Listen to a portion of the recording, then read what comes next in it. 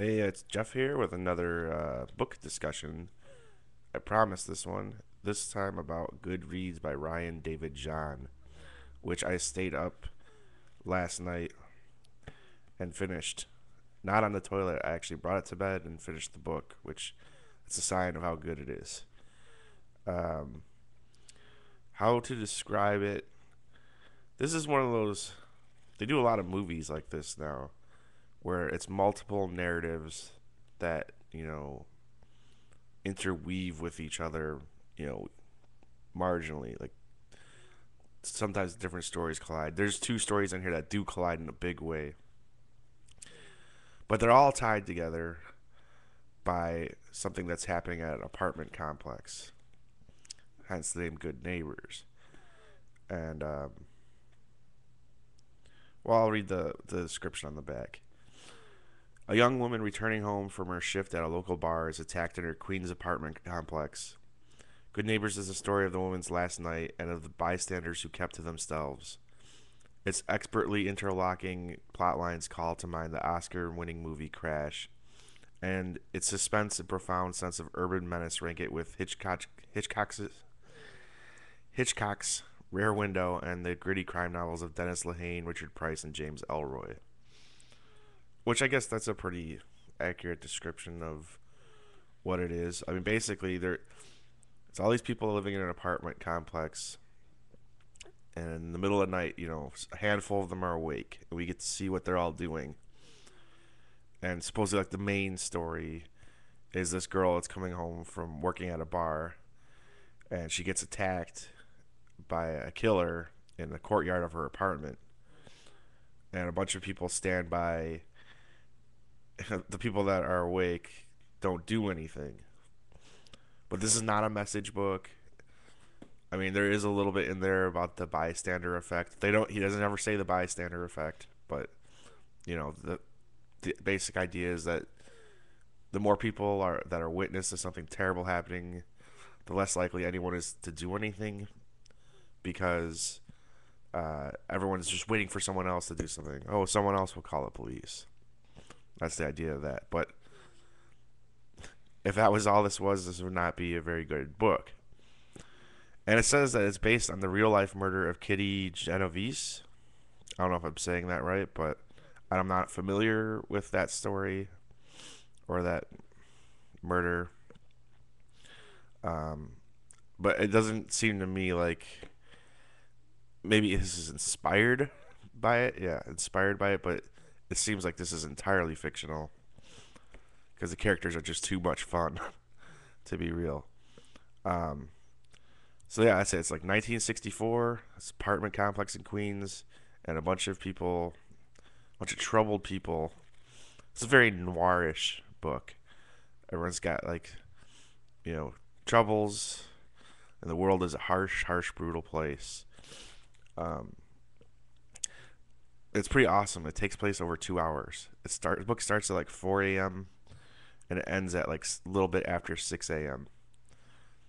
And it's just a fun, quick read. It's basically like the print version of crack. Like this thing never slows down. Like maybe the first couple pages are kind of slow. From there on, it's just a blast. Really fun characters, fun stories. A few of them aren't as good as the other, but the majority of the stories in here are just really, really fun. Um, of course, you have the girl who's getting attacked. Um, her story is probably like the least interesting because her entire story is her just trying not to die. But you also get the story of the guy who's attacking her. You get to know what's going on in his head and what his life is like. Uh, there's there are two couples in one apartment that are swapping partners, and one of the guys in this partner swap decides that he loves his buddy's wife. So there's that story. There's a guy in another apartment who is about to kill himself, and you know, mostly because he's very lonely, but also there's more to it. I don't want to spoil. There's another apartment where This kid is taking care of, he's like 20 years old or something. He's taking care of his sick mom who's dying, but he's also been drafted to go to Vietnam. And he's got to make a decision about what to do there. In another apartment, a woman's waiting for her husband to come home, and she knows the bar closed like 2 hours ago. And he finally shows up, and she confronts him about, she thinks he's cheating.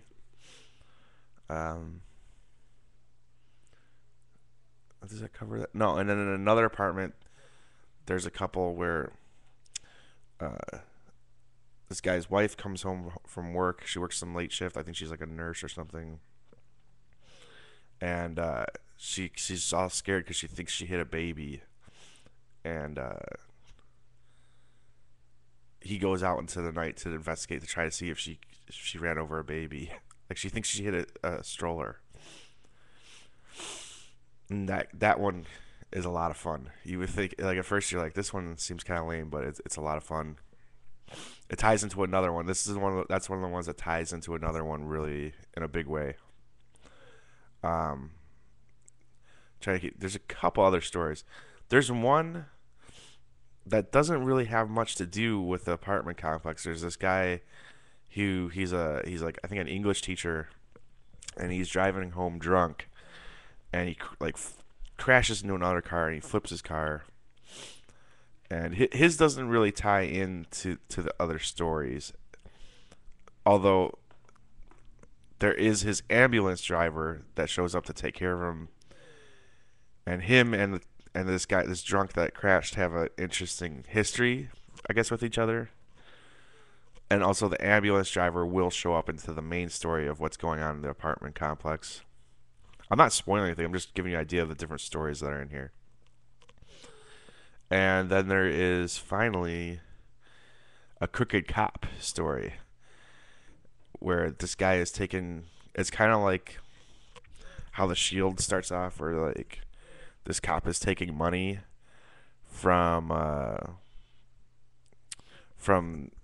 drug dealers for basically for protection, and he gets a cut of their money or whatever, right? And some citizen noticed this and decided that he's gonna record what the cop did. Like, he got footage of it on some old camera, and he blackmails the cop. And so we get to see the cop's night, and of course, the cop's night interweaves with the other characters a little bit. I don't want to spoil too much. But all these stories, you get an idea. They are interesting sounding, right? Some of them I think are less satisfying than others. Like, I found the one story with this kid David where his mom was sick. As a short story, I think it's fine, but compared to the other stories in here, it's not as fun as some of them. It's fucked up, but do they all come together in some big way? Not really. I mean, they all kind of have to face each other in the morning, in a way. Once the sun starts to rise and this woman's body is discovered. I guess that's kind of a spoiler, but so maybe I shouldn't spoil it anymore. But just really fun stories, fun characters, fun, yeah, and just really, really quick pace. The book's only like 280 pages, but I burned through it. Like, I read pretty slowly. I burned through this in like a week. Really, like, definitely my favorite book of the year. It's right up there with The Lock Artist for my favorite book of the year. I don't know which one I would give it to, and I feel kind of stupid picking a book of the year when I only read like 5 books a year. But definitely one of the best things I read this year. I mean, I highly recommend it to anybody. I don't think you even have to be a fan of, like, I don't even know if you'd call this crime thriller, because some of the stories are just human drama. Like, the guy swapping, having sex with his buddy's wife and he decides he loves her, or the kid that thinks he has to decide, do I go to Vietnam or do I try to get out of it so I can take care of my dying mom? That's not crime drama. It's just drama. It's not a straight crime thriller. There is some, literature or whatever to this, but it's the most fun. Like if you could classify this as straight up literature, it's the most fun you have with literature. Um, and it's well written. This guy doesn't dick around, waste time, with a bunch of flowery language and describing everything in like the littlest detail. Like he describes things in a broad stroke that gives you like a very, like it's just the way he'll describe something is just really quick and to the point, and it gives you the image that you need, and he gets on with it, and he never, bogs down the book with boring shit.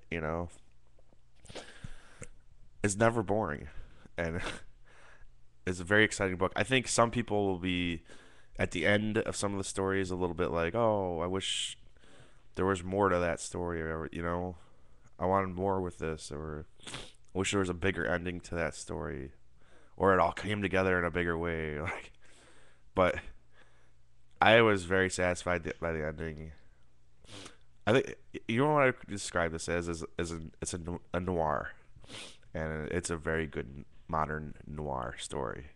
Even though it takes place in the '60s, it feels like it could basically have taken place today. Um, I don't know. I don't want to go on it too much longer. I just highly recommend it, man. If you need a book to read, pick this book up. It's in paperback. It's like $15 in paperback, or go get it from your library or whatever. Do whatever you gotta do. It's really worth the read. I give it 5 out of 5 stars. Good Neighbors by Ryan David Jahn, a debut novel from this guy. He has another one out called Low Life. I think he's gonna, I don't know if he's a one hit wonder or what, but this is a great book. So definitely check it out. Anyways, thanks for watching. Later, guys.